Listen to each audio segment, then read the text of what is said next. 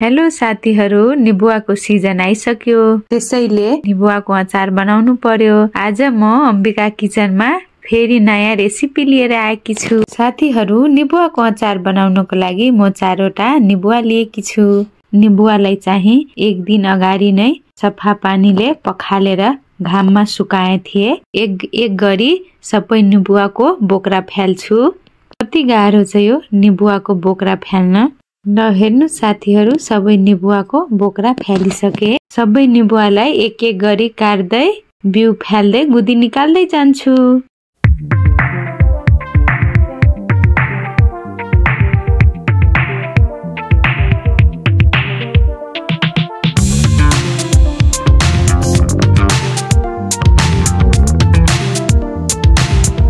ल हेर्नु साथीहरु, 4 वटा निबुवाको यति जति गुदी भयो।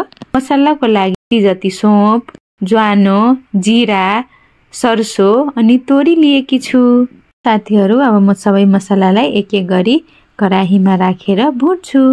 सबभन्दा पहिला म जिरा राखे, त्यसपछि सोप, त्यसपछि म ज्वानो, तीनटैलाई म एकछिन भुट्छु। र एकछिन भुटिसकेपछि अब म यसमा तोरी राखे, तोरी पछि म पहेँलो सरसो। साथीहरु, अब तोरी सरसो राखेपछि एकछिन अझै लो फ्लेममा म 1 मिनेट जति मात्रै भुट्छु। प्लेटमा झिकेर एकछिन सेलाउन दिन्छु। साथीहरु, 1 पाउ जति म अकबरे खुर्सानी पनि लिएकी छु। अकबरे खुर्सानीलाई पनि सफा पानीले पखालेर 2 घण्टा जति सुकाए थिए। अब एक गरी म सबैको डन्टी फाल्दै जान्छु। अघि भुटेको मसला पनि सेलाइसक्यो। अब म ग्राइन्डर जारमा राखेर पिस्छु। त्यसै गरी अकबरे खुर्सानीले पनि ग्राइन्डर जारमा राखेर पिस्छु। ल यतिको पिसे। साथीहरु, कराहीमा तोरीको तेल राखे, यसमा मेथी फुराउनु पर्छ। मेथी पनि फुरिसक्यो।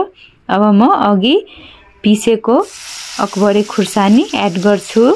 एकछिन अकबरे खुर्सानीलाई लो फ्लेममा पकाउनु पर्छ। खुर्सानी पनि पाकिसक्यो एकछिन। अब म अघि गुदी झिकेको निबुवा सबै एड गर्छु। अब निबुवालाई पनि 5 मिनेट जति म लो फ्लेममा पकाउँछु। साथीहरु, कराहीको पिदमा नटासोस् भनेर पन्युले चलाइराख्नु पर्ने हुन्छ। साथीहरु, 5 मिनेट जति पाकिसक्यो। अब म यसमा जतिको बेसार नुन, बिरे नुन हाले। अब सबैलाई म एकछिन 1 मिनेट जति चलाउँछु। त्यसपछि अघि रेडी पारेको मसलाहरू पनि एड गर्छु। साथीहरु, मसला हालिसकेपछि फेरि 5 मिनेट जति पकाउनु पर्ने हुन्छ। लो फ्लेममा बिस्तारै बिस्तारै चलाउँदै पकाउनु पर्ने हुन्छ।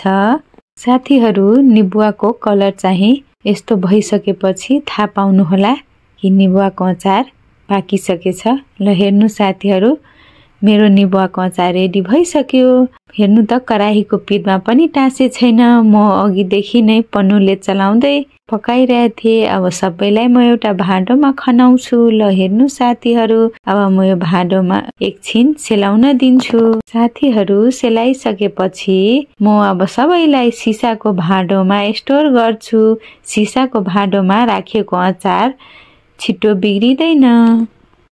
साथीहरु, मैले जानेको रेसिपी तपाईहरुसँग शेयर गरे। तपाईहरुलाई आजको मेरो यो रेसिपी कस्तो लाग्यो कमेन्ट गर्न नबिर्सिनु होला। धन्यवाद। Thanks for watching.